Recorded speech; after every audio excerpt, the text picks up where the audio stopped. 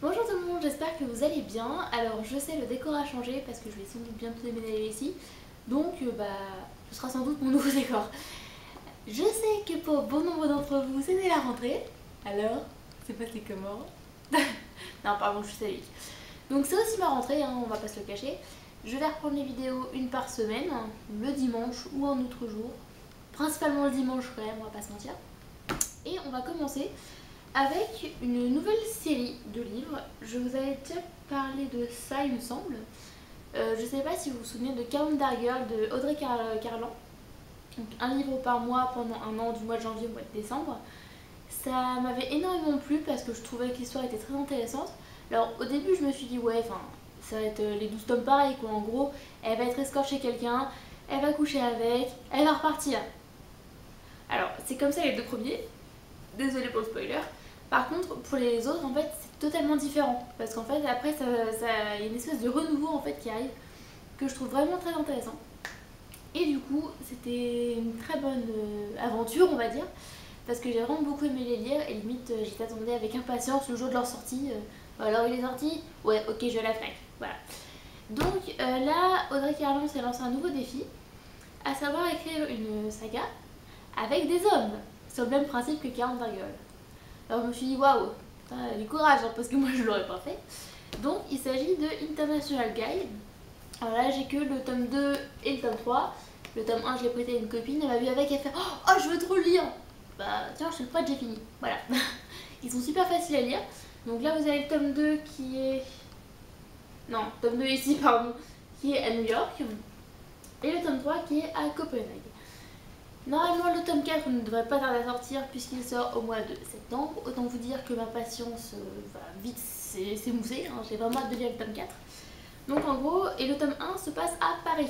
Donc ça me parlait un petit peu quand même.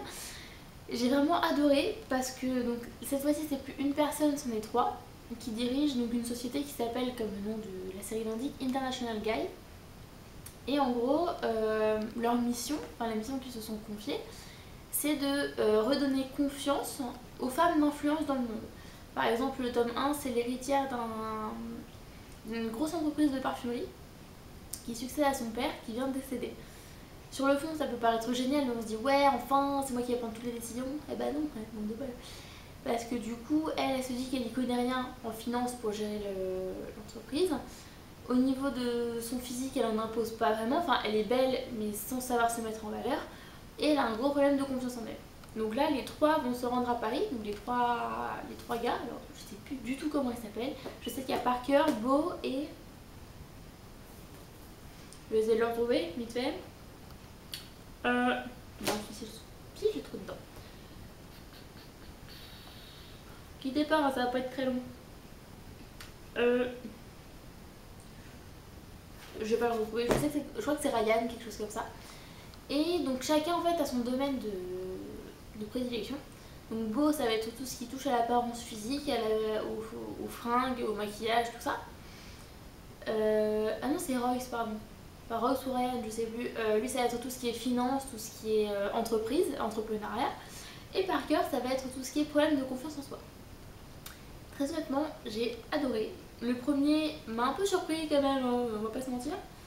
Parce que autant la sexualité il y en avait dans Calendar Girl, je me doutais, hein, vu le titre et vu le descriptif qu'on en fait, qu'il y en aurait dans cela aussi. Mais alors à ce point-là...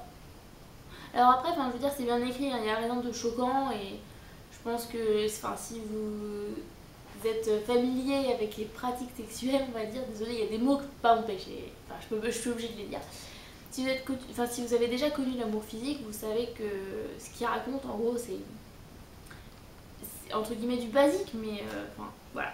Il n'y a rien d'exceptionnel, mais c'est très bien écrit. Donc, comme je vous le disais, il y aura un livre par mois jusqu'en avril, il me semble, si je dis pas de bêtises. Alors, attendez. Donc, le prochain est prévu pour ce mois-ci, pour septembre. Je pense qu'à l'heure où je vais publier la vidéo, peut-être qu'il sera déjà sorti. Si c'est le cas, je mettrai le lien Fnac ou Fnac ou Amazon, ce que vous voulez, en barre d'infos. Donc, prochain octobre. Donc là, le prochain, le tome 4 sera à Milan. Et le tome 5, ce sera San Francisco. Donc, j'ai vraiment hâte que les prochains sortent. Parce qu'en fait, quand on commence à lire ce genre de saga, On achète peut-être le premier ou les deux premiers et on se dit ouais je vais voir, peut-être que... Et en fait ça devient vraiment addictif. Genre c'est celui-ci. Ouais, je l'ai acheté hier. Je l'ai acheté, il était quoi, 14h. J'ai fini, il était 17h. Alors c'est parce que j'ai pris mon temps, parce que j'avais de la cuisine à faire à côté. Mais je vous jure, une fois qu'on est plongé dedans, pour sortir c'est coton quand même. Donc voilà, c'est tout pour moi. Encore une fois, j'espère que vous avez passé une bonne rentrée, que vous êtes d'attaque pour cette nouvelle année. Priez pour nous, on en avoir besoin.